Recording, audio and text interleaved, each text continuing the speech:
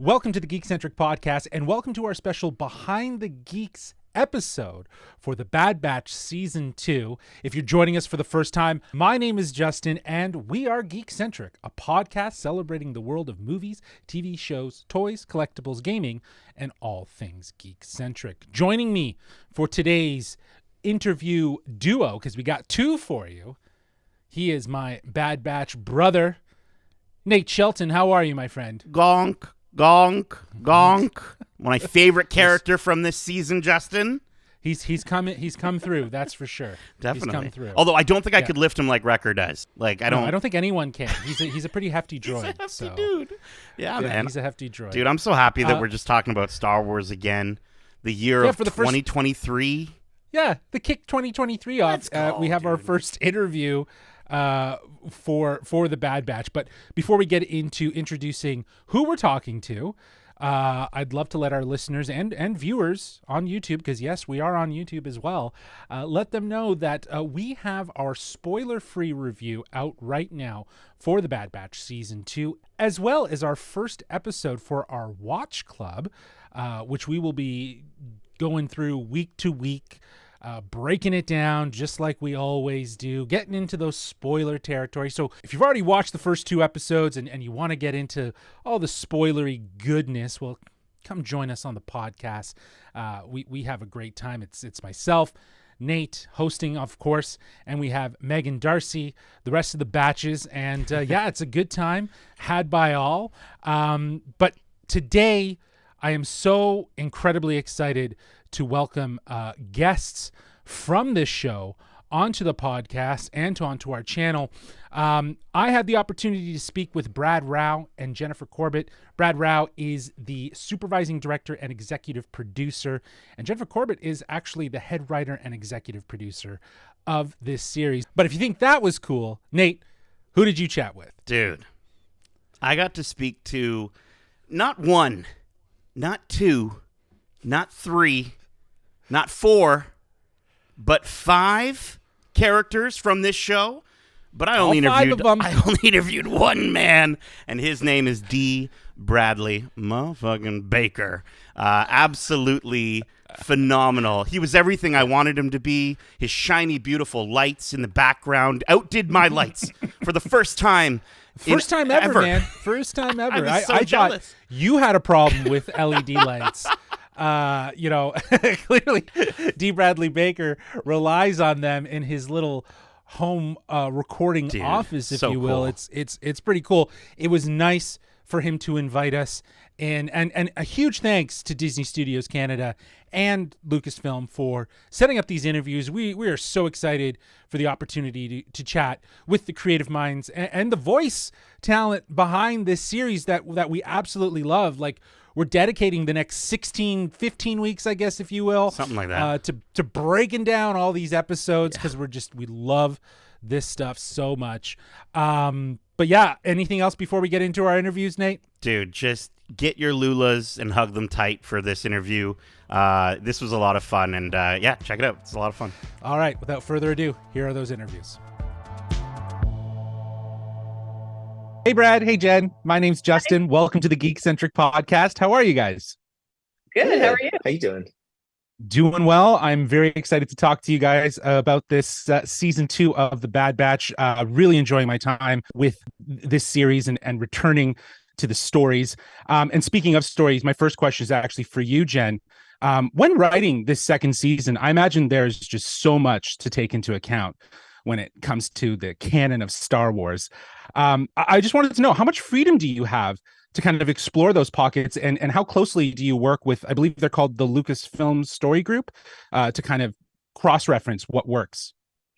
Well, luckily we're in a pocket of the Star Wars timeline that's so early in the age of the Empire that not a lot on television or film has really been explored then. So we have a lot of opportunity to go in directions that we're excited about. But we're always talking to the story group about each episode. So if we're ever veering in a territory that will affect something later on in a show that's either in development or is currently on, or just like the canon in general, they'll, kind of guide us and let us know, what we can and can't do. But so far it's been a very, very open area. We talk to the story group even beyond, the early days of the script, but when we're in production, sometimes like, what is the value of this credit chip? We need to know exactly how much this is worth. So we're constantly talking to them. That's good. So you do have like a sort of constant collaboration with them, which is good, because it does really amaze me at times how things do find a way of really connecting. And like you said, Jen, like this pocket of time, it's so unique in the larger timeline of Star Wars. So I love that, again, you guys are constantly in communication and collaboration with how this kind of fits and makes sense.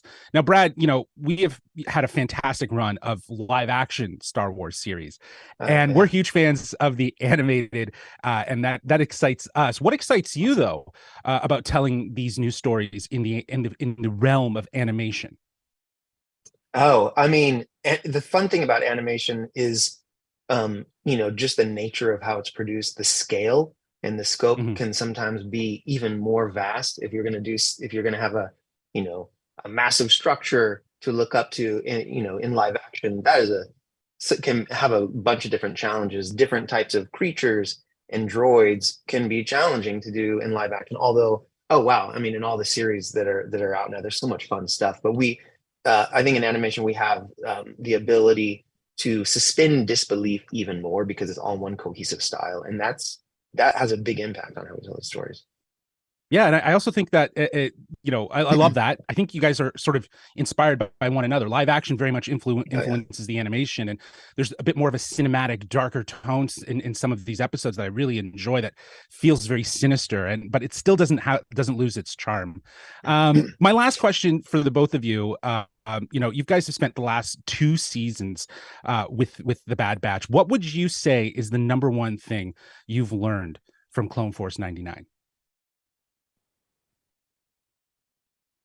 That's a really good question.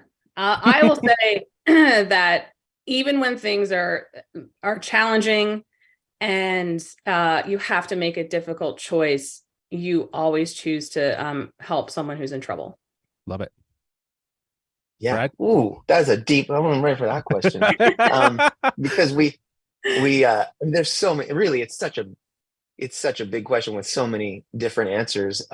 It's going to sound like a cop out to say I agree with Jen, but that statement is something that has a big effect on this season. We want to show how different characters do decide to stand up for other people, and of course, they're not going to not help someone if they need help. But what does that mean if that's going to put your family in danger? Is a really fascinating notion. I mean, that's kind of the post-it that's pinned to the wall that we always go back to. And we hope that if we're doing it right, fans are having fun with these characters, but also, whether they know it or not, maybe they're getting a good moral message as well. Awesome. Well, Brad, Jen, my time is up. Thank you so much. I agree. This is all about family, and that's what I love about this series. It is very much about family. So hope you guys have a great rest of your day. Congratulations with season 2. Look forward to seeing more. Thank you. Thanks a lot.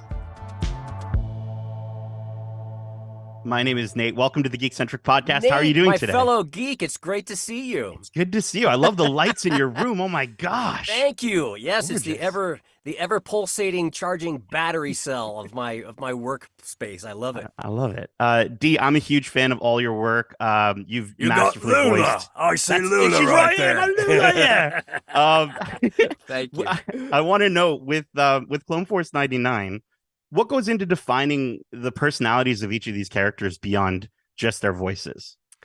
Well, our head writer, Jen Corbett, and the entire team really nailed down the specifics of each character in terms of the flavor of difference that I layer in there between the clones and all of the characters. So it makes it very easy to add that kind of character delineation and specificity when the writing is so darn good. And it's really great. I mean, they're very fearless in terms of the places that they take these stories, and they're not afraid of going big and going big action, but also to go small or to go emotional and heartfelt or heartbreaking. It's really interesting cinema is what it is, and it's great Star Wars all around. Oh, absolutely. I absolutely agree. I think you mentioned emotion there. I think the in the first season of The Bad Batch, we saw Omega learn a lot of different lessons from her space dads.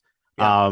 What is the number one thing you've learned from Clone Force 99? I mean, they call they call them the dad batch, right? There And you I go. am a dad, and it really is a reinforcement that grown-ups normally think of kids learning everything from grown-ups, but Mhm. ultimately, the ultimate education for a grown-up is a child. Yeah. I mean, it's a point of reference for the universe in a sense of where do you place your optimism?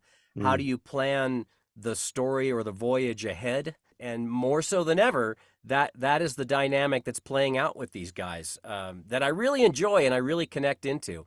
I mean, they have some really nice personal moments between the clones and Omega with Echo or with Tech, where each one they're used to being a soldier and go and just problem solving immediate missions, but as with the wisdom of a child, you're brought back to the immediacy of the moment. Mhm. And I found it also particularly interesting how Omega is often brought along with the clones to this point that if there's an immediate problem, that you don't just immediately throw up your hands, wave the white flag, and say, "Well, we're done, we're finished. There's nothing we can do." It's Mhm. always coming back to this: we're in this together.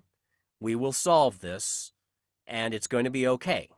There we And go. and if you're open to solving it together like that, and that's very accurate. I mean, that's definitely the stance that humanity needs, and it's the stance that you need within a family, whether you're a grown up or a kid. That's really well said. Yeah. Dee, I don't have a ton of time. My final question for you, and it's kind of a silly one, but for the entire Bad Batch, can you all help me settle a debate? What does each member of Clone Force 99 think of pineapple on pizza? Well, Wrecker's going to be fine with it. Yeah. Yeah, probably. It's food. Tech's probably going to analyze it and make sure it's not poisonous. Yeah. Crosshair is not going to be eating pineapple on a pizza. Hunter's probably neutral, and Omega would certainly be open to it. I think so. Yeah. Echo will eventually get around to trying it, but he'll be resistant at first. Awesome. Dee, thank you so much for answering my silly questions and taking the Oh, yeah. time. I love these characters and stories so much, and just thank you for bringing them to life. Yeah, it was a pleasure, Nate. Take care. Awesome, man. Thank you. Cheers. And we're back. Look at that. Look at that. Nate with his, what the hell is it called again? Lula! Lula. Yeah. I love how I didn't I'm being completely honest.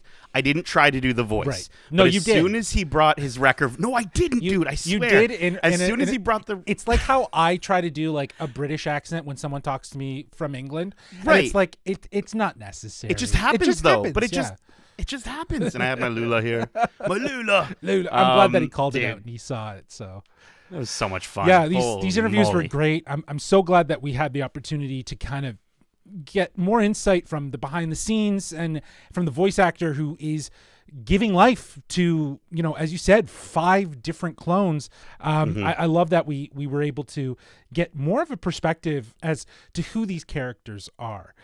Dee Bradley really does a great job of kind of speaking to how, in collaboration with Jennifer Corbett and this team that have flushed out so many of these intricate details, that Dee Bradley is able to just take and evolve into different personas that feel so different and crazy that it's all the same voice. Like, it's just incredibly wild. He even references Jennifer, in our interview, right? And obviously they work so closely together. But hearing her and Brad talk about this pocket, and I love that about Star Wars. I love that we get, I know it's purposeful. I know they do it so they can, they keep stuff back sometimes so that Dave Filoni can sort of swoop in with his crew and be like, all right, let's make this even more phenomenal. But I think they picked a really good pocket of time, and I love I think Brad was mentioning how they work with the story group to really get to the fine nitty gritty details of, like, if they're working with a credit chip or something, like how much is that actually worth, to kind of understand and make sure that everything stays aligned. Exactly. And I think that's, as a super Star Wars fan, that is so appreciative. And it's one of those things that if you don't really notice those narrative or those in canon differences between, you know, your Star Wars animation, your live action, your comics, then they're doing their job properly. Well, and I think that's the intent, is that they all sort of bleed together. Whether you're reading a comic or watching an animated show or watching a live action show, it's all part of the same canon. It's all tied together. And I think, if anything, Lucasfilm has surprised me as being one of the, I guess, big brands, and maybe using Star Wars as the example to blend all three of these different types of medium together into one cohesive canon. And I love that, you know, again, Filoni, I feel like he's always the idea guy that's going to fly in and say, let's do a story right here. You know what I mean? And is that your Filoni impression there? You don't have a you need a hat. Yeah. Without the hat, let's it doesn't work. do a story right there. But he's always... I don't think you've ever heard him talk. I know. Go ahead. Sorry. I just feel like he's kind of like a Steve Wozniak or a Steve Jobs, you know, in that he has this immense encyclopedia of Star Wars that he's able to say, here's a pocket of time that we haven't explored. Here's something that we haven't delved into. Wouldn't it be nice? And, you know, when we get into the Bad Batch, there's a lot of conversation around cloning and what that means. And, you know, given the fact that we see in The Rise of Skywalker, Palpatine has cloned himself. Like, I feel like there's so many different things that this show is able to do. And you got to think, if they're planting these seeds, the Lucasfilm Story Group is very much helping to guide that narrative through these series. So yeah, I think it's integral for them to stay so aligned that you can't see the difference between your comics, your animated, and your live action. It's all just one cohesive blend. But, you know, Brad talks about, you know, animation. For us, we've always talked about this. Like, animation is a huge part of Star Wars, and it's because these pockets of stories, these pockets of times that are being explored through animation, they elevate Star Wars altogether. Like, to think, if you just didn't have any of this, if you didn't have any of these animated series, you just have the Skywalker saga, realistically, right? Now we have a lot more with live action series and stuff like that. But this is how Star Wars lives beyond those legacy movies, right? And that legacy story of the Skywalker saga. It's building out this galaxy. And I think that the animated does so well, and it lends itself as being free. I love that Brad really calls that out. It's so freeing to being able to design these creatures and do these things in an animated capacity, which is so much more complicated and different than in live action. Sure, but I mean, it's in a way, from a perspective of visuals and from a perspective of cinematography and the way that these series are shot, in a way, right? But it's kind of like, in the best way, it's cheating. Yeah. You know what I mean? Like, in a great way, it's cheating, because they can do things that you just can't do in live action with the animated world, and it's just so good. It's so consistent. I love that Dee is a fellow geek of ours. He sounds like a fellow geek, especially with all those LEDs. I love that he called them the Dad Batch. I guess that's a thing going around online. I didn't notice. But I also think both groups that we interviewed, you know, Brad and Jennifer and Dee, they really all came down to the main theme of, I think, one of the biggest themes in Star Wars, which is family, right? And family, family. Not to get all fast and furious, but it's true. And this idea of found family, and this, I think the coolest thing that this series is doing is focusing in not only on family within sort of your, I guess, you know, the family of the Bad Batch, but family entirely from the standpoint of the clones. And I think this season, you know, I'm excited to kind of talk about it more week to week. Yes. But it really does feel like the theme of family is going to expand beyond just our Bad Batch, and I'm so stoked for it. And I think the other thing I wanted to mention as well was something really important, was pineapple on pizza, Justin. I think, you could get so many different reporters in here talking to Dee Bradley Baker. They're going to ask him all these questions. I get to the hard facts, people, okay? Pineapple on pizza is really important. I think it should be introduced into the Star Wars universe. Galaxy's Edge needs to come up with something. I don't even care if they change the name to Melu Run fruit on pizza and just, it's actually pineapple. But I do think, Justin, let me know. Do you think, are you down? I think we've talked about this in the podcast before. You're down with pineapple on pizza, I'm down right? for pineapple on pizza as long as it's Hawaiian. But if you're ordering a pizza and you're going like green peppers, onions, mushrooms, pineapple, nuh-uh, get that shit out of that pizza. That doesn't need to be on the pizza. You're a strict Hawaiian pineapple only. Yo, Hawaiian? See, I go hot Hawaiian. Sure. Okay, we get spicy up in this house. We talked about this right? for sure. We did talk about this. This feels like a deja vu, if you will, talking about pizza. So I think it's that time to wrap this up. A huge thanks again to Disney Studios Canada and Lucasfilm for helping set us up with these interviews. We're absolutely humbled that our first interviews for 2023 are with creative team behind the Bad Batch, plus the voice actor who is creating all of these amazing characters that are the Bad Batch. So thank you so much. We hope to do more in the future. But that's it. If you enjoyed this episode, feel free to subscribe to us wherever you listen to podcasts and on our YouTube channel at youtube.com/geekcentric. We have a ton of other interviews there that you can check out. You can see our beautiful faces, or you can just watch the interviews, whatever you'd like to do. Be sure to subscribe to us. We got more on the way, and we're always doing new stuff on the podcast. We got reviews. We got This Week in Geek, where we talk about news and trailers every week. But also hit us up on our social. You can check us out on Twitter at GeekcentricYT or on Instagram at We Are Geekcentric. And Justin, we got a TikTok. We do. We did it. We finally did it. We're taking snackable moments from the interviews that we've already done. We're going to be putting them there to kind of celebrate what 2022 brought for us. We had some great opportunities in 2022, so we're going to be spending the month of January just kind of slowly trickling out some highlight moments from those interviews, so you can enjoy them. So be sure to subscribe to us wherever you find us. It'll all be in the show notes and stuff. Hit the bells, do the thing, thumbs up. There you go. That's it. Until next time, as we say, love ya. Peace.